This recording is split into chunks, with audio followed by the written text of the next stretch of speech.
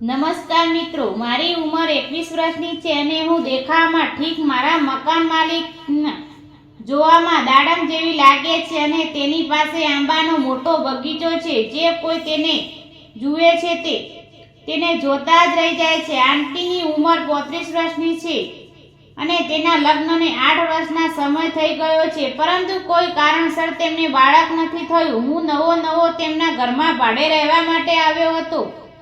આ બનાવ ત્યારે બન્યો જ્યારે હું ભાવનગરમાં રહેતો હતો અને ત્યારે મારી ઉંમર 19 વર્ષની હતી. ભાવનગરની અંદર હું કામ શીખવા માટે ગયો હતો. અંકલ રોજ સવારે વહેલા કામ ઉપર જતા રહેતા અને તેને ગયા પછી આંટી પાસે આખો દિવસ કોઈ કામ રહેતું નહીં, પરંતુ તેને ક્યારેક બજારમાંથી સામાન મંગાવતો પડતો અને તે સામાન લેવા માટે મને મોકલી દેતા. આંટીના પતિ સ્પોર્ટમાં કામ કરતા હતા. તે લગભગ હંમેશા બહાર જ રહેતા હતા. એક દિવસ પહેલા આંટીએ મને તેના ઘરે બોલાવ્યો ત્યારે રાતના લગભગ 8 વાગ્યા હતા. હું તેમના ઘરે ગયો તો આંટી નાઇટ ડ્રેસ પહેરીને બેઠા હતા.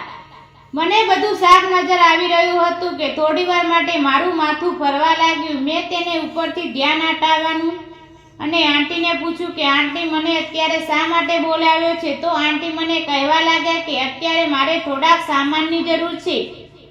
તું બાજુના મેડિકલમાં જઈને ત્યાંથી થોડી દવા અને શોપિંગ મોલમાં જઈને થોડીક બીજી વસ્તુ પણ મને લાવી આપ.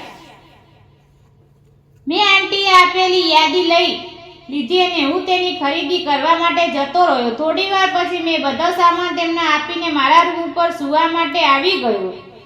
હું સૂવાની કોશિશ કરતા હતો પણ મારા દિમાગમાં તો બસ તેના જ વિચારો આવી રહ્યા હતા. મને નીંદર આવતી નહોતી. તેના વિચારમાં મને ગરમ કરી નાખ્યો હતો. હું તેમની સાથે ખૂબ જ આનંદ કરવાનો વિચાર કરતો હતો. હવે હું આંટીના ઘરે વધારે જવા લાગ્યો. એક વખત હું જ્યારે તેમના ઘરે ગયો તો આંટી સ્નાન કરી રહ્યા હતા અને હું દરવાજાના ટકોરો કર્યો વગર સીધો અંદર જતો રહ્યો અને બહાર બેસીને તે રાહ જોવા જ લાગ્યો. આંટી જ્યારે સ્નાન કરીને બહાર આવ્યા તો હું તેને જોતા જ રહી ગયો. તેણે સુંદર મજાની બ્લુ રંગનો ડ્રેસ પહેર્યો હતો. તે જોઈને મને એવું લાગ્યું કે જાણે કોઈએ મારી સામે કેસર કેરીનો ટોપલો ધીરી લીધો છે. મિત્રો, મને કેરી ખૂબ જ વાલી હતી. કેરી ખાવા માટે હું પણ તૈયાર થઈ ગયો હતો.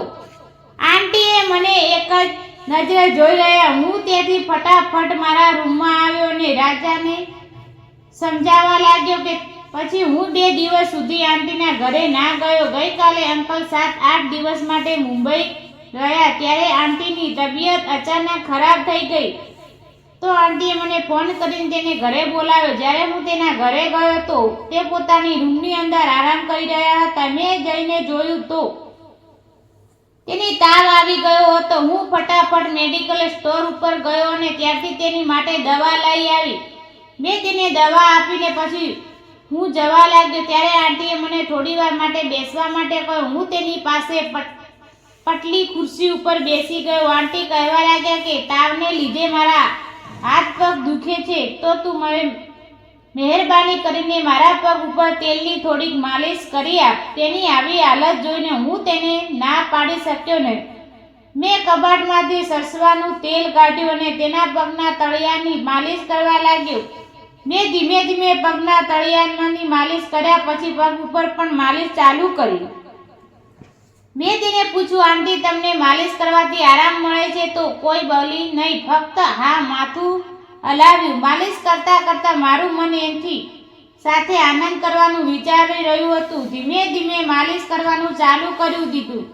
હવે હું આખો પગની માલિશ કરી રહ્યો હતો. થોડી વાર પછી આંટીએ પણ પૂરી સુધી માલિશ કરવાનું કહ્યું. તે કંઈ બોલ્યા નહીં અને પગ આઘા કરી નાખ્યા. મારા માલિશ કરવાથી તેને ખૂબ જ મજા આવી રહી હતી, એટલે તેણે મને પણ ખૂબ જ મજા કરાવી. મિત્રો, તમને વધારે કહેવાની તો જરૂર નથી.